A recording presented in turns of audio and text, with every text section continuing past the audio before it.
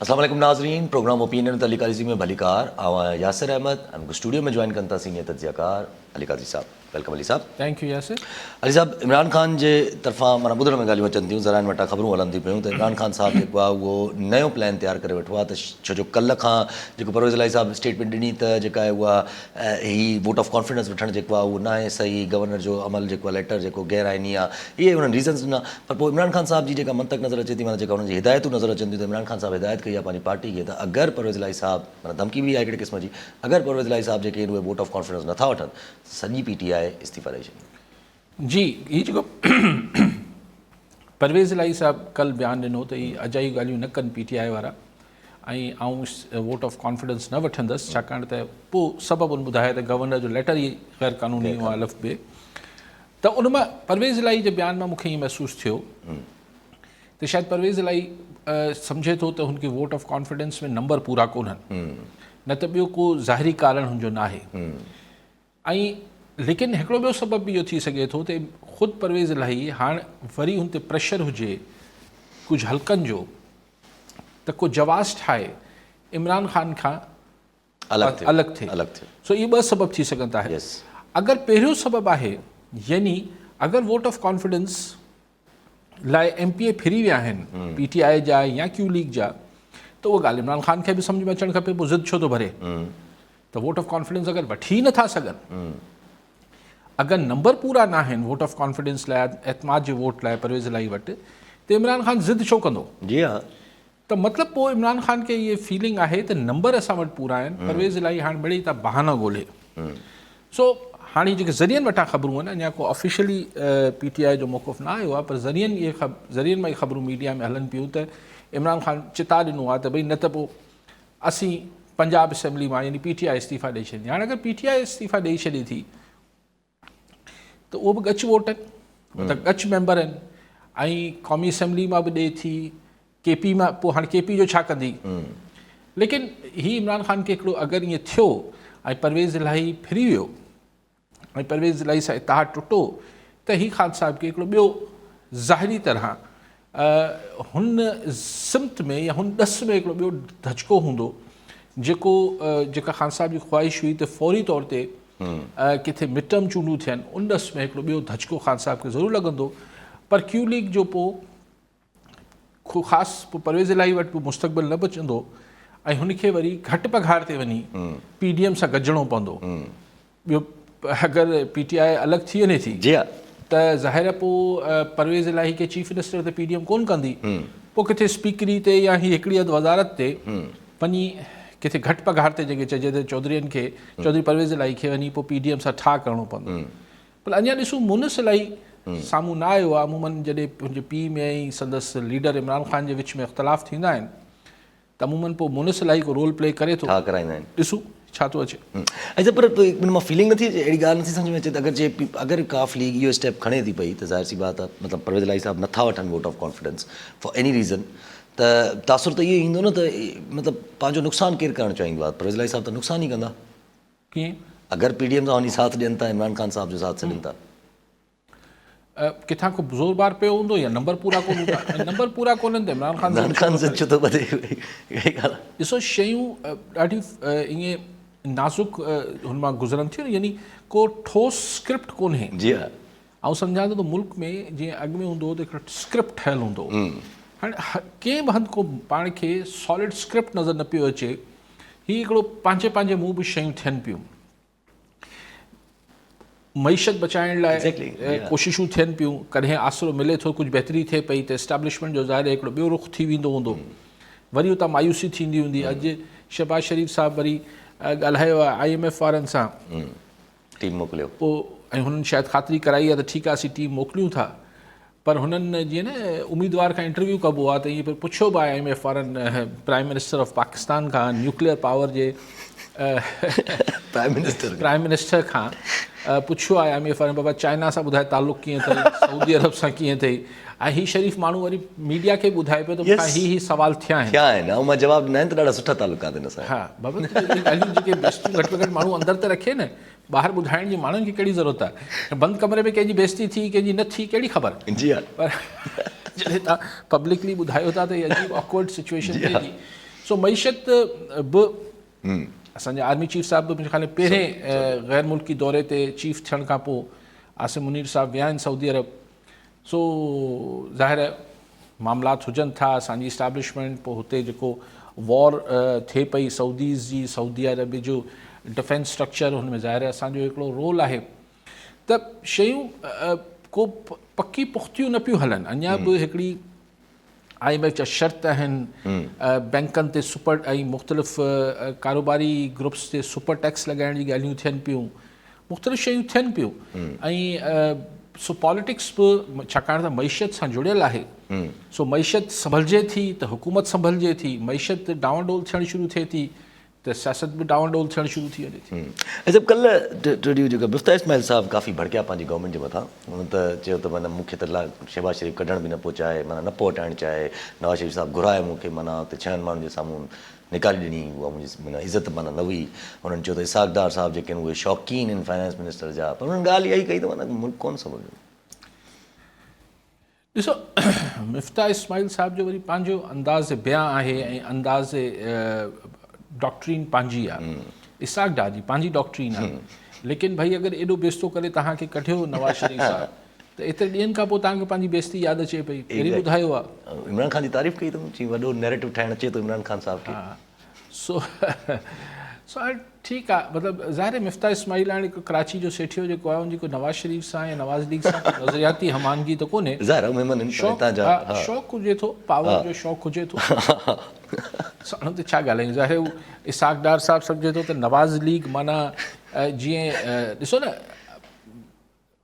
शरीफ़ फैमिली सम्झे थी त भई प्राइम मिनिस्ट्री ते चीफ मिनिस्ट्री ते शरीफ़ ख़ानदान जो हक़ु आहे पोइ इहो त लेकिन जेका कंहिं बि हुकूमत में जेका प्राइम मिनिस्टर खां पोइ अहम पोज़ीशन हुजे थी उहा फाइनेंस मिनिस्टर जी हुजे थी या फॉरेन मिनिस्टर जी या फॉरेन थोरो हा असां वटि फाइनेंस मिनिस्टर तमामु इम्पोर्टेंट हुजे थो त ज़ाहिर आहे त पंहिंजो डार साहब बि त नवाज़ शरीफ़ साहब जो माइट न हिकिड़ी टेक्निकली त हू बि शरीफ़ ख़ानदान जो हिसो आहे जी हा जी हा हाणे मुफ्ता इस्माइल खे ॿ टे ॾींहं नौकिरी मिली त हुन ते हरबुर एक्साइटेड पियो थिए अगरि जे मूवमेंट न आहिनि ख़बर न आहे पर अॼु वरी गवर्नर जे 2-3 ॾींहं पहिरां बि असां ॻाल्हि कंदा अॼु वरी गवर्नर साहब जेको आहे उहो MK मकीन सां मुलाक़ात कई आहे आफ़ाक़ अहमद सां आफ़ाक़ अहमद साहब चयो आहे त अगरि मुश्तरका फ़ैसिला थींदा असां गॾु आहियूं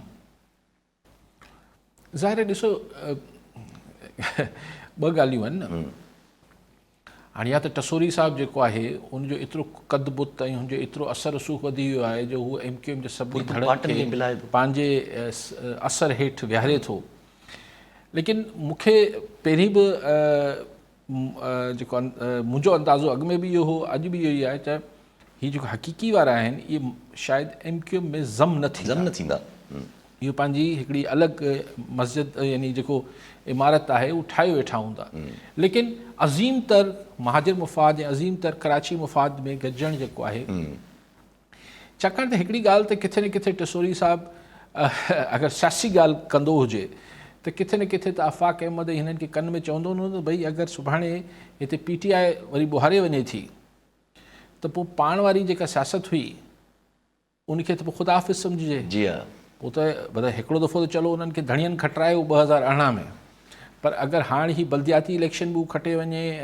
PTI ऐं अगरि जनरल इलेक्शन में बि गच सीटूं हू खटी वञे PTI त पाण ही जेके पंहिंजी अंदरि जी रसाकशी में फ़िलहाल त कॉमन एनिमी त PTI आहे या सियासी अपोनेंट हू आहे त अचो गॾिजी सॼी पहिरीं हिन खे डाहियूं पोइ पाण में विड़ी वठंदासीं ठही पवंदासीं पर ॿी ॻाल्हि बि थी सघे थी त ज़ाहिर आहे इहो अगरि टसोरी साहिबु पंहिंजे मुंहुं न त इहो सभु कुझु न करे रहियो हूंदो को न को पोयां बि सपोर्ट हूंदसि उन सपोर्ट मां ई किथे प्रेशर शायदि आफ़ाक़ अहमद ते बि आयो हुजे अच्छा पोइ MK वारा जेके विया कोर्टनि पहिरियां पीपल्स पार्टी सां वरी PMLN खे शिकायतूं सभु कमु करे वरी पोइ इलेक्शन कमीशन ऑफ पाकिस्तान विया पोइ इलेक्शन कमीशन ऑफ पाकिस्तान बि छंड पटे छॾी त नथा थी सघनि मुल्तवी फ़ैसिलो महफ़ूज़ कयो अथऊं पर ॻाल्हियूं इहे ई ॾिसे हाणे किथां इलेक्शन छो मुल्तवी थींदा बसि हाणे आख़िरी मिनट ते MQM खे तकबंदियूं यादि आयूं आहिनि त पीपल्स पार्टी जे सईद गनी बि चयो त नथियूं थी सघनि तकबंदियूं इलेक्शन कमीशन बि इन प्रिटेक्स्ट ते न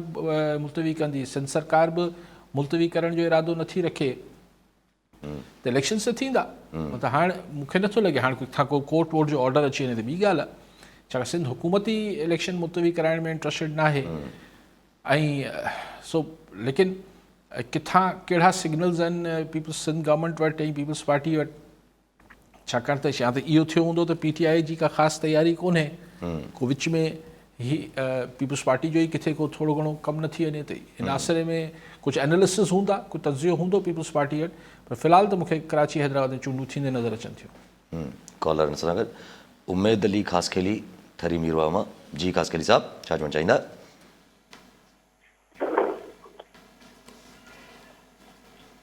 जी ख़ासखेली साहब हेलो जी जी साईं जी साईं ॻाल्हायो साईं अस्सलाम वालेकुम वालेकुम अस्सलाम साईं आऊं उमेद अली ख़ास के लिए गोता जी खिदमत ख़ास के का तो क्या टर्मिरवा जी जी जी साईं ॻाल्हि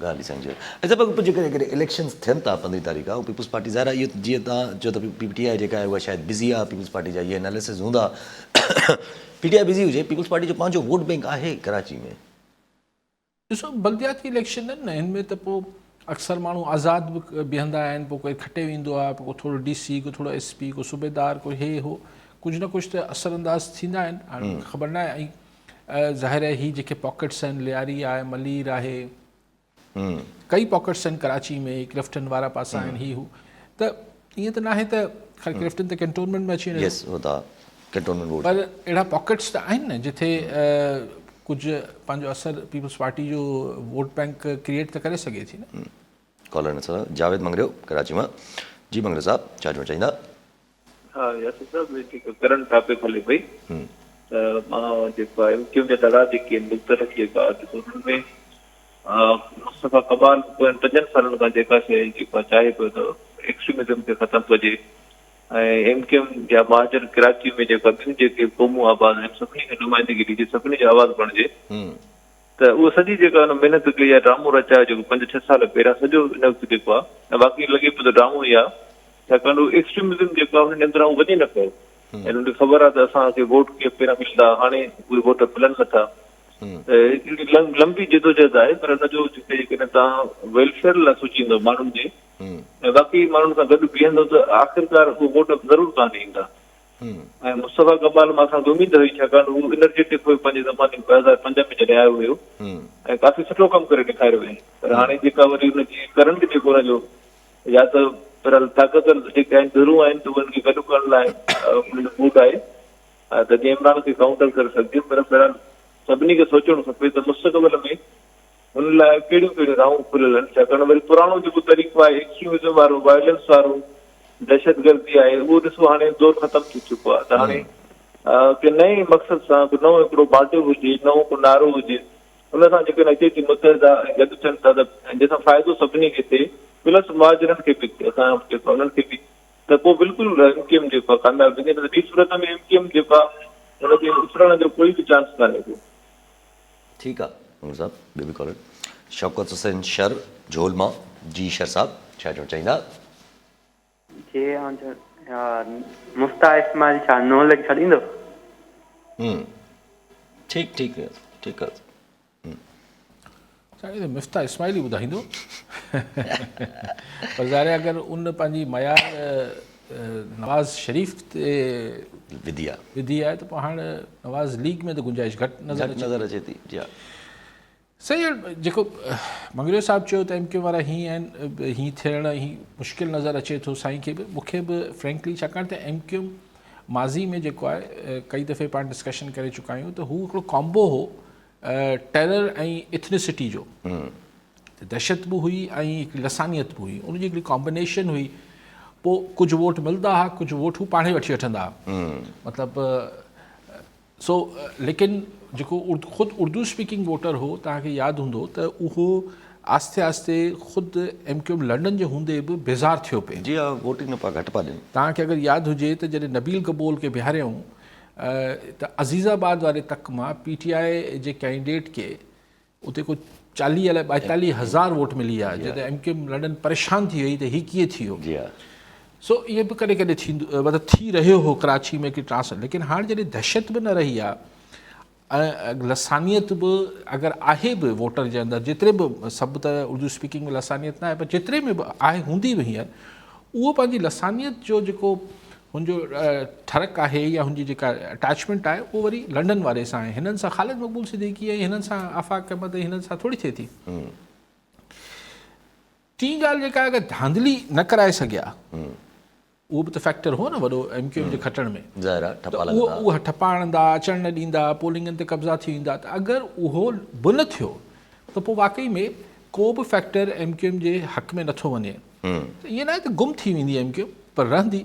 पोइ अगरि पंहिंजी परफॉर्मेंस ठीकु कनि, पंहिंजो नरेटिव ठीकु कनि, ऐं PTI वारनि खे बि जेको आहे हू बि हिकिड़े सटल तरीक़े सां कराची में जेको तव्हां ॾिसो न एतिरो ही आहे ख़ुदि PTI लीडरशिप ते बि, त हू हुन में हिकिड़ो उर्दू स्पीकिंग हिकिड़ो टच त विझनि था न PTI वारा। जी हाँ जी हाँ विझंदा आहिनि यको कॉलर सां गॾु। नबी बख़्श ताईं कश्मीर मां। जी थईम साहब छा चवणु चाहींदा? जी थईम साहब। साईं सलाम वालेकुम, तव्हांखे अली गाज़ी साहब खे सलाम। वालेकुम सलाम। साईं पंजाब जी जेका सूरत हाल आहे ऐं KPK जी जेका सूरत हाल आहे उन मां अली गाज़ी साहब खां मां सवाल पुछणु चाहियां थो। परवेज़ इलाही चयो त मां इतमाद जो वोट न वठंदुसि जी ऐं हाई कोर्ट जो हुकुम बि शायदि वाज़े न आहे। जेकॾहिं हू इतमाद जो वोट 11 तारीख़ जनवरी खां ताईं नथो खणे त छा उहो तौहीन अदालत कंदो या न? ॿियो साईं मुंहिंजी अपील आहे तव्हांजे फोरम खां बिलावल भुट्टो ज़रदारी, आसिफ अली ज़रदारी साहब खे जेको कणिक जो उन्हनि इमदादी अघु रखियो 4,000 रुपया, उन खे महिरबानी करे रिवर्स करनि, वापसि वठनि, 2300 खां 2500 ते करे छॾनि, उहो बहितर थींदो। न त अटो माण्हुनि खे 200 रुपया किलो बि आहे अॻे दिसंबर नवंबर में कोन मिलंदो। महिरबानी साईं। ठीकु आहे साईं। सही आहे थीम साहब। पंजाब में तव्हां चओ था त जी जी हाँ चवनि था त वोट ऑफ कॉन्फिडेंस न वरितो त कोर्ट जो जेको आहे कोर्ट जो फ़ैसिलो त ईअं न हो। कोर्ट ते कोन चयो त तव्हां वोट ऑफ कॉन्फिडेंस वठी अचो। कोर्ट ते इहो हिकिड़ी कमिटमेंट वरिती हुई त तव्हां असेंबलियूं न टोड़ींदो। पोइ 11 खां ॿुधणी शुरू थींदी हुन गवर्नर जे लेटर ते। त शायदि PTI परवेज़ इलाही इहो अगरि को ॿियो स्क्रिप्ट न आहे पोयां त इहो सोचींदो हुजे त भई आउं हिन ख़फ़े में छो पवां ऐं हुनजो गवर्नर जो ऑर्डर स्टैंड ई न कंदो, असां अदालतनि मां हुनखे उॾाए छॾियूं त वोट ऑफ कॉन्फिडेंस वठण जी कहिड़ी ज़रूरत आहे। पर अगरि तव्हां वटि अंग पूरो आहे त वठण में कहिड़ो हर्ज आहे। सो मां वरी इहो चवां थो कॉमन सेंस में त इहा ॻाल्हि सम्झ अचे थी त या त परवेज़ इलाही खे पक आहे त हुन वटि माण्हू पूरा कोन्हनि या पोइ हू हितां वञणु चाहे थो, बहानो थो ॻोल्हे। तव्हां अटे वारी ॻाल्हि साईं हाणे इहो तव्हां गवर्नमेंट सम्झंदी हूंदी त ही छा स्ट्रैटेजी आहे ऐं छा ही जेको अटो जी क़ीमत वधे पई इहा सिर्फ़ु ऐं सिर्फ़ु जेको आहे इमदादी अघु वधाइण जे करे वधे पई या हिन जे पोयां जेको मार्केट कंट्रोल न हुजणु आहे हुकूमत जो ऐं ज़ख़ीरा अंदोज़ी आहे ऐं जेको अटो ॿाहिरि स्मगल थिए, कणिक ॿाहिरि स्मगल थिए पई, उहो बि फैक्टर आहिनि। छाकाणि त ॾिसो कणिक जो इमदादी अघु वधे थो त ज़ाहिर आबादगारनि खे त फ़ाइदो थिए थो हुनजो, लेकिन आबादगार बि उहो वधीक पैसा वठी अगरि महांगो अटो ख़रीद कंदा त को फ़ाइदो त कोन थियो। लेकिन पहिरीं जेका उहो मूं अर्ज़ु कयो त ॾिसणु इहो घुरिजे त छा ज़ख़ीरा अंदोज़ी ऐं कणिक जी जेका स्मगलिंग आहे उहो त किथे फैक्टर न आहे। कॉलर सागर ज़फ़र नकवी हैदराबाद में। जी नकवी साहब क्या कहना चाहेंगे? बरादरम यासिर, मोहतरम अली काजी साहब, अस्सलाम वालेकुम सर, मौला सलामत रखे, खुशियाँ दे आपको। मौसम के लिहाज से वो बात करना भी वो हो जाता है सर। मौसम वैसे तो सर्दी का है लेकिन सियासत में बहुत गर्म हो गया और आपका शहर कराची जो है ख़ास तौर पे माशाल्लाह 4-5 पार्टियां मिलके। सर इशू ये है काजी साहब के परवरदिगार आलम का ये हमें ईमान है कि जब किसी का अंत होता है, एंड पे आती है कोई चीज, तो पहले उसको एक्सपोज कर देता है परवरदिगार। ये वही MQM है जो एक नारा लगा के कराची को बंद किया करती थी। ये वही साहिबान है जो आके जिन्होंने कहा हम ये नाम भी नहीं रखेंगे اب یہ ایک ایک یہ جا رہے ہیں گورنر صاحب اپنے ساتھ بڑے پیچھے بڑے حسین و جمیل باڈی گارڈ لے کے ہر ایک سے ملنا ہے, سب کو ایک جگہ کر رہے ہیں. انہیں کراچی میں یہ جو 120 گز کے اور 80 گز کے گھروں سے ڈیفینس اور وہاں ہے, سب پہچانتے ہیں قاضی صاحب انہیں سب پہچان کے. مجھے پہلی مرتبہ خوشی ہوئی ہے کہ پیپلز پارٹی نے ویری فرسٹ ٹائم اپنے ان کے اوپر جو احسانات کیے ہیں تازہ وہ ایکسپوز کیے ہیں کہ ہم نے تمہیں ایڈمنسٹریٹر بنایا, تمہیں افسران. سر میں یہ سمجھتا ہوں کہ یہ ان کو زیرو پہ کھڑے اور یہ 4-5 مل کے زیرو پر ہی رہیں گے. اور اردو اسپیکنگ جیسے آپ نے عرض کیا وہ کبھی بھی میجورٹی, سر 17 سال کی عمر میں تھا میں پیپلز پارٹی میں, 73 سال میں آج بھی میں وہیں کھڑا ہوں سر. میں اس ٹرانس سے اس شہر سے نکل نہیں سکتا کیونکہ جس شخص نے یہ پارٹی بنائی تھی یہ واقعی پارٹی تھی جو اسٹیبلشمنٹ سے ٹکر لیتی تھی قاضی صاحب. یہ حقیقی پارٹی تھی. اسے توڑنے کے لیے پنجاب نے وہاں سے اس کو لا کے لکڑی والے وہ کون سا سر یہ جو کیا لوہار کو لائے, یہاں ان کو لائے, ادھر جی ایم سید کی گاڑیوں کے دروازے کھولتا تھا General Zia ul. Peoples Party کو نہیں توڑ سکا, وہ شرنک ہو گئی, مجبور ہے. لیکن پی پی اب جو کر رہی ہے اس پہ کامنٹس کیجئے سر کہ میرا خیال ہے صحیح ایکسپوز کر رہی ہے, صحیح فیصلہ لیا ہے. قاضی صاحب سو نائس آف یو, بہت شکریہ سر. ٹھیک ہے نقوی صاحب. ॿियो बि कॉल आहिनि. मीर एजाज़ टालपुर टंडोलिया मोहम्मद मां. जी टालपुर साहब छा चवणु चाहींदा? सलाम काज़ी साहब खे. तव्हांखे काज़ी साहब जो शुक्रियो अदा करूं था असांजा एतिरो टाइम ॾे थो माण्हुनि खे. हालांकि उहो मयार असांजे सवालनि जो कोन्हे जेको मयार काज़ी साहब जे ॻाल्हाइण जो आहे, पर पोइ बि टीवी चैनल एतिरो टाइम कोन थो ॾे. मुंहिंजो सवाल सिंध जे हवाले सां आहे त काज़ी साहब भुट्टो साहब जो हिकिड़ो जादू और तिल्सिम हो माण्हुनि जे मैसेज खे क़बूल कयो, सिर्फ़ु 73 में उनखे चार्ज मिलियो, 70 में इलेक्शन खटियईं ऐं 77 में हू लही वियो. उन खां पोइ बेनल साहिबा खे बि मुख़्तलिफ़ हर्डल्स हुयूं एस्टेब्लिशमेंट जे तरफ़ां. कॾहिं 2 साल कॾहिं 2.5 साल हुकूमत रही, पोइ बि हू कारकुन सां मिलंदी बि हुई, उनजे नवज़ ते बि हथो. उन खां पोइ जेको सेटअप आहे सिंध जे मथां इन केतिरो सुख ॾिनो आहे. माण्हुनि त वरी पंहिंजो प्यार निभायो उन्हनि सां, पर हिननि ॿिए तरफ़ां उहो रवैयो कोन्हे जेको भुट्टो साहब या फैमिली जो हूंदो हो. पर हाणे सिंध जे हवाले इहो आहे त असां नेमुल बदल बि कोन्हे थिए. माण्हू हिकिड़े ही न आहिनि त पोइ अरबाब थो अचे या पंहिंजो अचे थो मुज़फ़र शाह थो अचे या अली मोहम्मद अचे थो, पंहिंजो मेयर साहब थो अचे, या इन क़िस्म जा माण्हू अचनि था. मेम क्यू में बाज़ार गुरू बि मिलाए हुकूमत ठाहे था. बकोल के दोस्त ॾिए पंहिंजो मारे छां में थो छॾे. त छा इहो सिस्टम ईअं ई रहंदो या कॾहिं तब्दीली जी का गुंजाइश आहे सिंध में? वफ़ाक़ियात अचनि ई कोन था. न को नून लीग इंटरेस्ट वरितो, न को पंहिंजो वठे थो इमरान खान. पोइ छा ईअं ई सिस्टम हलंदो या जॾहिं हुनखे रहम पवे पीपी खे को तरह कमु कनि माण्हुनि जा? महिरबानी साईं. ठीकु आहे टालपुर साहब. अच्छा, नकवी साहब ने फरमाया कि ये जो MQM को एक्सपोज किया इन्होंने, नकवी साहब ये तो कुछ भी नहीं. हमारे यहाँ सिर्फ MQM नहीं, पॉलिटिकल पार्टीज तमाम बशमूल MQM, क्या इनका एक्सपोज एक प्रोसेस में बहुत ज़्यादा एक्सपोज तो छोटा लफ्ज़ है, सबको सब कुछ का हर किसी का पता है.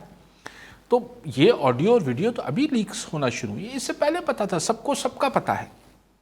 लेकिन मुश्किल ये है कि हमारे यहाँ जो नाक की पकाई जिसको कहते हैं कि मतलब एक कोई ऐसी उस पर कोई किसी को कोई गिरा नहीं गुजरता. या होता है तो बोलते हैं ये झूठ बोल रहे हैं, ये झूठा इल्ज़ाम है, बात ख़त्म हो गई. और आपने ये किया था, भाई आपने क्या किया था वो छोड़े ना, आप तो बताएंगे मैंने क्या किया था. लेकिन वो तो ये कोई इतनी बड़ी बात इनके लिए है नहीं. और खुशकिस्मती कहें बदकिस्मती कहें कि जो उनके फॉलोअर्स हैं, मैं सिर्फ MQM की बात नहीं कर रहा, मैं जनरल बात कर रहा, उनको भी वो बात जो है वो आँखों पे और कानों में वो उन्होंने रुई डाली हुई है, आँखों पे पट्टी बंधी हुई है. वो कहते नहीं, हमारा लीडर तुम जो कुछ कह रहे हो बकवास कह रहे हो. तो लिहाजा बहुत फिर एक प्रोसेस में टाइम के साथ चीज़ें जो हैं वो लोग बदजन होते हैं, लेकिन उसमें बहुत टाइम लगता है. लेकिन ये जो MQM वाला सिलसिला कराची में जुड़ रहा है वो तो मैं भी यही इस ख्याल का हूँ जो आपने भी फरमाया कि देखिए किस नरेटिव क्या बेच क्या रहे हैं, मतलब प्रोडक्ट क्या है. अगर मैं MQM पाकिस्तान से या ये जो इत्तेहाद बन रहा है इनसे पूछूं कि सर आप कराची वालों को प्रोडक्ट क्या दे रहे हैं, وہ بولیں گے جی ہم نے خدمت کی ہے. جی ہاں. تو پوچھا جائے گا سر کون سی والی؟ تو ان کے پاس گنانے کے لیے کچھ چیزیں ہوں گی. ہم نے اس چیز کے لیے جد و جہد کی, ہمارے کارکن شہید ہوئے, ہمارا یہ. بھائی وہ ہوا تو کیا کراچی میں صرف ایم کیو ایم کے کارکن جو مارے گئے؟ کراچی میں تو بے تحاشا ہزاروں لاکھوں بے گناہ لوگ جس کا کسی پارٹی سے تعلق نہیں تھا وہ بھی مارے گئے. تو یہ تو ایک کوئی پھر اگر کہتے ہیں کہ جی مصطفیٰ کمال صاحب نے ادھر یہ ترقیاتی کام کرا ہے, تو پھر وہ جو جماعت اسلامی کے مرحوم تھے نعمت اللہ صاحب تھے, کیا نام تھا, انہوں نے بہت ترقیاتی کام کرا ہے. تو یہ پروڈکٹ نہیں ہے. ایم کیو ایم کا پروڈکٹ جو تھا, چاہے انہوں نے مہاجر کا لفظ ہٹا بھی دیا ہو, لیکن ان کے پاس جو پروڈکٹ لندن والے کے پاس تھا وہ تھا ہی دہشت بھی تھی اور لسانیت بھی تھی اور دھاندلی بھی تھی. تو یہ تینوں کا کامبو ملتا تھا, یہ کمبینیشن تھی جس کی وجہ سے وہ الیکشن جیتتے تھے اور اسٹیبلشمنٹ کی سپورٹ ہوتی تھی ان کو, کیونکہ اسٹیبلشمنٹ کو سندھ میں یہ دہی اور شہری فرق رکھنا تھا. اچھا پھر یہ مجھے سمجھ میں نہیں آتا, دیکھیں یہ اچانک جو ہے مطلب یہ ٹسوری صاحب جو ہے اردو اسپیکنگ کے پیر صاحب کیسے بن گئے؟ کب سے بن گئے؟ ان کی چلو میں کہتا ہوں مہاجر سیاستی میں ہی ان کی کون سی کنٹریبیوشن, یہ کون ہے جناب؟ کوئی نہیں. تو ظاہر ہے پھر جب سمجھ میں آتا ہے نا کہ وہ کوئی بھی نہ ہو, ان کو ان کے پیچھے بہت کوئی ہے, پیچھے پرانے لوگ ہیں, پرانی سیاست. تو سو یہ تو بہت سمپل بات ہے کہ جو پاپولر کراچی کا ووٹ ہے, ہاں ان کے کارکنان ہیں, ان کے کارڈرز ہوں گے, ان کے ووٹ ہوں گے, میں نہیں کہتا زیرو ہوں گے, لیکن وہ جو ایک پاپولر ووٹ آنکھیں بند کر کے پڑھنے والا ایم کیو ایم کو ہوتا تھا, وہ آج بھی لندن والے کے ساتھ ہے. اسی لیے میں کہتا ہوں کراچی کے سرکلز میں یہ عام بات ہے کہ جو ایم کیو ایم کا جو دھڑا آج بھی سب سے مقبول ہے وہ بائیکاٹنگ دھڑا ہے, جو ہر الیکشن میں خاموشی سے بولتا ہے بائیکاٹ کرو, اور آپ دیکھیں کراچی کا ٹرن آؤٹ نہیں آتا. جو لندن والے ان کا باقی میر صاحب تو گالا ہی تھا. کالا بیٹھے ہو پینیل بھٹو حالاما. جی بھٹو صاحب چھا چون چاہیے؟ السلام علیکم. وعلیکم السلام. हींअर मुल्क में अटो वॾो बहिरान पैदा थी वियो आहे. जी साईं. मरहूम ज़ुल्फ़कार अली भुट्टे जे दौर में खंडु गुम थी वई त हुन खंडु घुराए यकदमि माण्हुनि खे शनाख़ती कार्ड ॾिना. हर कार्ड जे शनाख़ती कार्ड खुराक जा कार्ड ठहिया कहिड़ा, उन में जे माण्हू हर घर में केतिरा माण्हू आहिनि उहे लिखी हर पाड़े मोहल्ले जे अंदरि में डिपू क़ाइमु कया विया, सेंटर क़ाइमु कया विया. हर माण्हू पंहिंजे महीने जी पूरी उते खंड जी वठंदो हो, ॿाहिरां खंडु घुराए बि पूरी करे अवाम जो मसइलो हल कयो वियो. राशन कार्ड ठहिया हुआ. हिन वक़्तु कणिक जेका आहे सा जॾहिं कणिक लहे थी त ख़रीदारी जेका आहे त पहिरीं त प्राइवेट सेक्टर बि थो करे ऐं गवर्नमेंट बि थी करे. गवर्नमेंट पंहिंजी कणिक पंहिंजनि गुदामनि में रखी थी छॾे ऐं प्राइवेट सेक्टर पहिरीं कणिक कढी मैदान ते आणे थो ऐं खपाए थो, पंहिंजो नफ़ो मुनाफ़ो कमाए थो. उहो हूंदा आहिनि पहिरियां 6 महीना. पोयनि 6 महीननि जी त गंदम कणिक जेका आहे त गवर्नमेंट मौजूदु आहे. कणिक गवर्नमेंट 5,500 बोरीअ जे हिसाब सां ख़रीद कई ऐं अॼु उन्हीअ खे मैदान में मिलुनि में आणे ऐं अटे जे ॿियूं जेके आहिनि अटो सिबण अटो. ठीकु आहे साईं. नक़वी साहब तारीफ़ कई पीपल्स पार्टी जी. टालपुर साहब चयो त पीपल्स पार्टी वारा जेके आहिनि उहे हाणे उहो रवैयो न आहे जेको भुट्टे साहब जे दौर में. ॾिसो मीर साहब जेके ॻाल्हि कई पे उहो त चवनि पिया त साईं भुट्टो साहब हीअं कयो, पोइ मोहतरमा शहीद हीअं कयो, पोइ सिंध जे माण्हुनि निभायो, पर अॼु पीपल्स पार्टी ओड़ो नथी माण्हुनि सां वर्ता रखे. सवाल इहा पोइ पाण ई मीर साहब चयो त ॿियो ऑप्शन छा आहे. नवाज़ लीग ऐं PTI इंटीरियर सिंध ॾिसण लाइ तयारु. नवाज़ लीग त सॼी सिंध ॾिसण लाइ तयारु न आहे. उन में त जेके वीचारा हीअं ताज़ा शामिल बि थिया साल ॾेढ पहिरीं त उहो ख़बर न आहे छा थियो उन्हनि जो. सो हिकिड़ी जेका सिचुएशन क्रिएट थियल आहे त ही हिकिड़ी मतिलबु पोइ मीर साहिबु हिकिड़े वक़्तु ॿई ॻाल्हियूं करे वियो ऐं ॿिन्ही ॻाल्हियुनि ते तबसरो करे सघां पियो. पर मूंखे ॾिसो पर मीर साहिबु हिन खे त तव्हांखे पोइ हिकिड़ो पंहिंजे पाण खे नसीब जो हिसो सम्झी क़बूलणु खपे. जी हा, बसि इहो ई आहे जेको आहे. हा अच्छा, अगरि नथा क़बूलणु चाहियो त दुनिया में हर वक़्तु हर शइ जो मुतबादिल हूंदो आहे. सिर्फ़ु असांजी अखि उनखे मुतबादिल मञे थी या नथी मञे, हिकिड़े तक में हिकिड़े काउंसलर जे तक में बि अगरि केरु चए त साईं मूं वटि मुतबादिल न आहे त आउं नथो मञां। को न को त हूंदो। हर वक़्तु हर शइ जो मुतबादिल हूंदो आहे। सिर्फ़ु ॾिसणो इहो हूंदो आहे त माण्हुनि में उन मुतबादिल जी घुर्ज ऐं तड़प केतिरी आहे। अगरि माण्हुनि वटि घुर्ज ऐं तड़प न हूंदी या हू सिर्फ़ु हथ ते हथु रखी चवंदा त अदा को प्लेट में रखी पाण ई करे वठे त ईअं न थींदो। सो प्लेट में रखण जो जॾहिं ख़्वाहिश हुजे थी त इन जो मतिलबु इहा हुजे थी त एतिरी बुख ई कोन्हे। मिसाल केरु चए बाबा मूंखे बुख लॻी आहे त घर अम्मा या केरु बि वॾो घर जो माण्हू चए बाबा बोरची खाने में अथई कढी वठि। हाणे केरु बोरची खाने में ईंदो ऐं पोइ केरु मानी खाईंदो त पोइ ज़ाहिर आहे पहिरियों ख़्यालु अचे थो त हमरा खे अहिड़ी का ख़ासि बुख ई कोन्हे। अगरि सफ़ा बुख हुजेसि त वञे न बोरची खाने में देगड़ी मां कढी खाई वठे। पर चए न यार केरु आणे ॾे त खाईंदसि पोइ माना बुख कोन्हे, सफ़ा अहिड़ी कोन्हे, अहिड़ी कोन्हे जो चइजे त माण्हू छितो थी पियो हुजे। सो ॻाल्हि उहा ई आहे।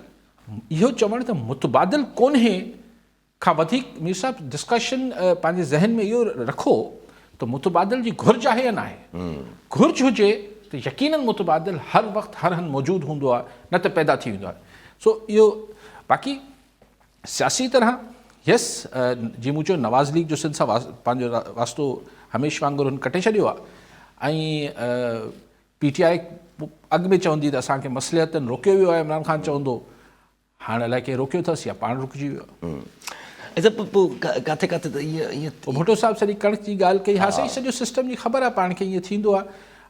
पर हाणे पोइ ज़ाहिर जॾहिं ईअं अहिड़ो सिस्टम ठहंदो त पोइ हुन में करप्शन बि थींदी, ज़ख़ीरा अंदोज़ी बि थींदी ऐं पोइ शयूं महांगियूं बि थींदियूं। ज़ाहिर आहे ज़ाहिर आहे ज़ाहिर आहे। ऐं पोइ किथे किथे मानी ज़हन में सुवालु अचे पियो त किथे किथे ईअं थींदो त आर्टिफिशियल क़िस्म जी मुनापली बि त ठाही वेंदी आहे न। जीअं तव्हां चवंदा आहियो हमेशह त सिंध में वोट जो इज़हार करण जी ॾिनी वेंदी या न ॾिनी वेंदी। बिल्कुलु उहे फैक्टर इज़ाफ़ी फैक्टर आहिनि। पर अगरि को तूफ़ान अची वञे, हा जी हा जी हा, अगरि को अहिड़ो तूफ़ान अची वञे माण्हुनि में त पोइ काशी नथी पोइ काशी नथी रोके सघे। सिधी सी ॻाल्हि आहे। ऐं जब इमरान ख़ान जे ख़िलाफ़ु जेको आहे उहो इलेक्शन कमीशन जेको आहे वरी ॿियो नोटिस मोकिले छॾियो आहे। नोटिस न वकील जी तरफ़ां ते वियो आहे त 11 तारीख़ जेको आहे जनवरी ते अचो, पाण अचो या वकील जी तरफ़ां प्रेज़ेंट थियो। तव्हां पार्टी चेयरमैन कीअं बरक़रार आहियो न्यायालय खां पोइ? पोइ शायदि हू कोर्ट वोट में वेंदा, उन ॻाल्हि खे डिस्कस कंदा, उहो त हिकिड़ी ॿी ॻाल्हि आहे। पर इमरान ख़ान जेको आहे उहो हू मूंखे ॿुधायो 8-9 सीटनि तक खटियो। उहो छा थियो वरी ख़ाली थियूं न थियो त न का बि ख़बर न आहे हुनजी का कार्रवाई अॻिते वधी न आहे। उहो न हुन हल्फ़ खयो वञे। उहो छा थियो 8-7 सीटनि तक खटियो स्टेलमेट में उहो बसि ख़बर न आहे त हिन जो अॻिते वधे थो नथो वधे। छा केरु ॿुधाए त बाबा सीटूं 7 तक आहिनि जंहिंजो नुमाइंदो इमरान ख़ान आहे। यस, हुनखे टेक्निकली हिकिड़े तक हल्फ़ खणणु खपे, बाक़ी त इस्तीफ़ा ॾियणु खपे। बाक़ी न हू हल्फ़ थो खणे न उन्हनि जो को अलाए छा आहे। बसि इलेक्शन कमीशन ॿियनि शयुनि में वधीक मसरूफ़ आहे। जी हा, फ़िलहाल वरी ख़ान साहिब खे थियो छा आहे, कहिड़ा बयान पियो कढे। जी हा, कल्ह खां माना ईअं सफ़ा ईअं हथनि मां निकिती वियो आहे। अलाए छो उहो ई ॾिसण जी कोशिशि आहे त छो छा भला इमरान ख़ान साहिब खे वरी फील थियो आहे त वरी साॻियो उते ई अटैक करणु खपे, तॾहिं वञी किथे कुझु जवाबु मिली सघे थो। ख़ान साहिबु ज़ाहिर आहे हिकिड़ी फ्रस्ट्रेशन आहे ख़ान साहिब खे, डेस्परेशन आहे, तकड़ अथसि ऐं हू प्रेशर पंहिंजो मेंटेन करणु चाहे पियो। हाणे इहो चवणु त मूं ते हमिलो उन्हनि करायो जेके मुहाफ़िज़ आहिनि, हाणे इहो तमामु सीरियस एलिगेशन आहे। ख़ैर अॻु में त नालो वालो बि खणंदो हो, जी हा, हाणे नाला नथो खणे। हाणे को बाजवा साहिब जे नाले ताईं बीठल आहे। शयूं देर सवेर यासिर साहिबु ही जेको थिए पियो मुल्क में, इनखे कंहिं न कंहिंखे किथे न किथे हिन ॻाल्हि खे किथे मुंहुं माड़पे में आणणो पवंदो। ही छाकाणि त ही को सोशल मीडिया एक्टिविस्ट न आहे इमरान ख़ान। ठीकु आहे, केरु चए थो उनखे ॿधी वठंदा, नाहिल करे छॾींदा, गिरफ़्तार करे वठंदा, फ़र्क़ु पए कोन थो हुन ॻाल्हि सां। कॉल सां गॾु मोहम्मद हसन मरी हैदराबाद मां। जी मरी साहब, छा चवणु चाहींदा? अस्सलाम वालेकुम यासिर साहब ऐं अज़ीज़ साहब, मुंहिंजो सभ खां पहिरियां तव्हांखे सलाम। वालेकुम सलाम। मुंहिंजो सुवालु साईं इहो आहे, 70 साल खां असां ॾिसंदा अचूं त हर गवर्नमेंट टैक्सिस वधाए थी ऐं डीज़ल पेट्रोल जा रेट वधाए थी मैशियत खे सुधारण लाइ, पर असां 70 सालनि खां वठी ॾिसंदा अचूं मैशियत सुधरे त कोन थी। जी साईं, छा टैक्सिस वधाइण सां मैशियत सुधरंदी या असां एक्सपेंसिस घटायूं ऐं ॿियो कुझु करण सां ई मैशियत सुधरंदी? महिरबानी। ठीकु आहे साईं। मरीज़ साहिबु ॾिसो, ही हिकिड़ो एतिरो कॉम्प्लेक्स क़िसो आहे कि मईशत जो, मतिलबु तव्हां हिकिड़े परचून जी दुकान जो अगरि तव्हां फिज़िबिलिटी ठाहिणु वेंदो न त काफ़ी मुंझारो थिए थो त ही कीअं हिन जी फिज़िबिलिटी ठहंदी, हिकिड़ी शुगर मिल जी, हिकिड़े के कारोबार जी, हिकिड़े चैनल जी, त हीअ त सॼे मुल्क जी फिज़िबिलिटी आहे। पर असां वटि बदकिस्मती इहो आहे त असां वटि कॾहिं कॾहिं मुल्क खे हिकिड़ी प्राइवेट कंपनी वांगुरु बि हलायो वञे थो त बैलेंस शीट ॾिसबी आहे, ईअं मुल्क न हलंदा आहिनि। मिसाल जेको पॾेही कर्ज़ आहिनि, पाकिस्तान ते को जेके 100-125 बिलियन डॉलर जो कर्ज़ु आहे उहो छा दुनिया में इन खां वधीक हज़ारे बिलियन डॉलर्स जेके आहिनि मुल्कनि ते कर्ज़ आहिनि ऐं हू सुखिया आहिनि।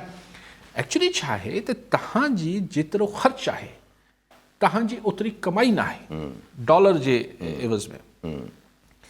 तव्हां पंहिंजो सॼो मॉडल जेको ठाहियलु आहे, ख़ुदि हाणे इमरान ख़ान मञे थो त जॾहिं हुन सॼी रिआयतूं जेके आहिनि ॾिनियूं त हुन पाण मञे थो त मूंखे जेको एक्सपोर्ट ओरिएंटेड इंडस्ट्री हुई त हुन में उनखे सिर्फ़ु टेक्सटाइल इंडस्ट्री नज़र आई। थियणु इहो ई खपे त मतिलबु असांखे पंहिंजी एक्सपोर्ट्स वधाइणियूं आहिनि। एक्सपोर्ट्स तव्हां कीअं हाणे को एक्सपर्ट न आहे पर कॉमन सेंस जी ॻाल्हि आहे। एक्सपोर्ट्स तव्हां वटि अगरि इंफ्रास्ट्रक्चर ठीकु न आहे, उनमें करप्शन तमामु घणी आहे, तव्हांजो रुपी जेको आहे मार्केट में तव्हांजी प्रोडक्ट महांगी पए थी इंटरनेशनल मार्केट में, तव्हांजी फॉरेन पॉलिसी अगरि गड़बड़ आहे, ॾिसो तव्हां फ्रांस खे घटि वधि ॻाल्हाए ऐं पोइ चओ त फ्रांस जेको आहे तव्हांखे जेको आहे तव्हांजी ख़रीदार बणिजे, छो त असां बांग्लादेश मौजूदु आहे, ॿिया मुल्क मौजूदु आहिनि। इलाही खोड़ सारा फैक्टर्स आहिनि। टैक्सिस ऑफकोर्स कुझु टैक्सिस जेके आहिनि असां वटि ज़ुल्म आहे, लेकिन कई सेक्टर्स अहिड़ा आहिनि ऐं ख़ुदि तव्हांजो अॼु बि हीअ जेको टैक्स नेट जी कहाणी असां नंढे हूंदे खां ॿुधी त बाबा हींअर बि मतिलबु रफली को 80% माण्हू जेके आहिनि उहो टैक्स नेट में अचनि ई कोन था अचनि, ऐं जेके 20% आहिनि बि उन मां बि आउं सम्झां थो 10-12% त उहे माण्हू आहिनि जेके पघारदार मुलाज़िम आहिनि त उन्हनि जे वीचारनि जो टैक्स उहो ई कटिजी वञे थो। 80% माण्हू तव्हांजो टैक्स नथो ॾिए, अरबे करोड़े रुपए जो धंधो कनि था, टैक्स नथा ॾियनि, त हाणे उहो बि ज़्यादती आहे। पोइ अच्छा, पोइ जेको तव्हांजी टैक्स रिकवरी जो सॼो सिरिश्तो आहे उहो इंतिहाई करप्ट आहे ऐं एतिरा लूपोल्स आहिनि।